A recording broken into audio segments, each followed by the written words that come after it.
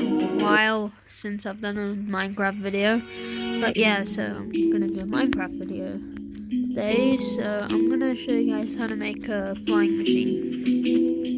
Really easy one. So yeah, this is gonna be a short video. So first you just start by making a tower as long as you want of any block. Why did I just do that? It's kind of hard playing on mobile. I wish I had my PC right now, but then you place one piston facing any direction. You place 2 slime blocks, and then you place an observer and then a sticky piston. And then you place 2 more slime blocks, and then you go and place an observer. And yeah, it's done. So that was pretty easy. You destroy the slime blocks.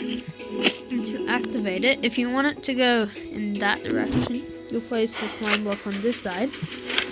And if you want it to go the other direction, you place the slime block on this side. What did I just do? Okay, so here you go.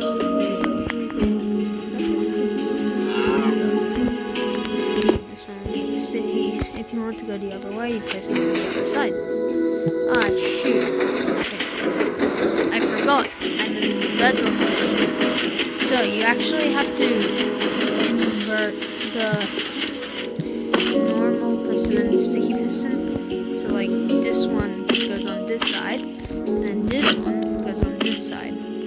So, I'm just gonna make that one quickly so you guys can see this. I'm gonna make another one, and I'll okay, so as you guys can see, I just swapped the sides. I made the sticky piston this side and the regular piston on this side. Let's try that. Done. That side.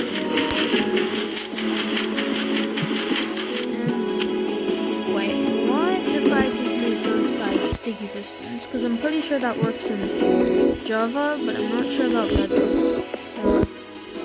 Let's see.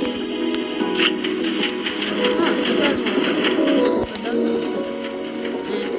Just